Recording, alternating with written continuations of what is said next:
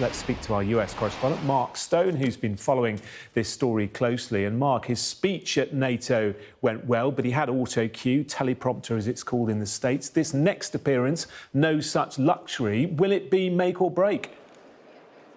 I think it will be a moment that everyone is watching. As I walked in here to the hall where the NATO conference is taking place this morning, I bumped into a diplomat I know from a Western country who, for his only comment to me was all eyes on Biden, eh?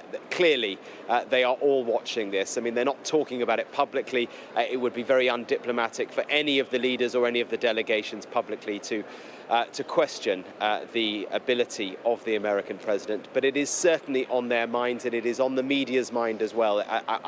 I've been struck that the US media has been focused far more on Biden and his woes than they have been on what Biden would want them to focus on, which is this, the summit itself. The news conference is key, and remember that President Biden very rarely does these news conferences. He has done fewer news conferences than any other president in recent history. The view of his team has always been that he is not great at these and not to expose him to these unteleprompted, unauto-cued moments. What we don't know is the extent of the news conference. I mean, will it be a lengthy hour and a half session where effectively a free-for-all where anyone can ask a question?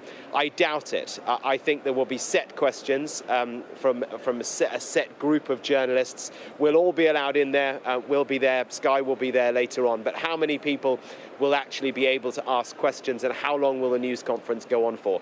That we don't at the moment know. But there's no question, Jonathan, that the pressure on President Biden is absolutely huge. We know that on Capitol Hill, lawmakers in the lower house, a number of them, I think it's 10 or so now, on his own side, have called for him to step aside.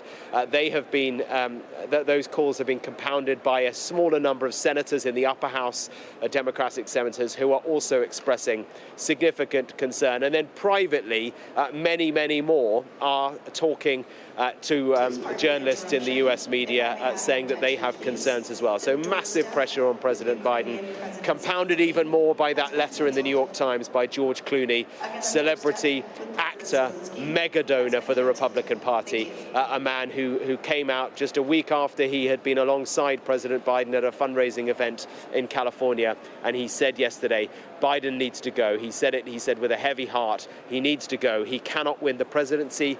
The Democrats cannot win either house of Congress with President Biden facing Donald Trump. An extraordinary letter. The pressure's huge. All eyes on the news conference later on. Yeah, it really was quite damning, wasn't it? Mark, in Washington, thank you.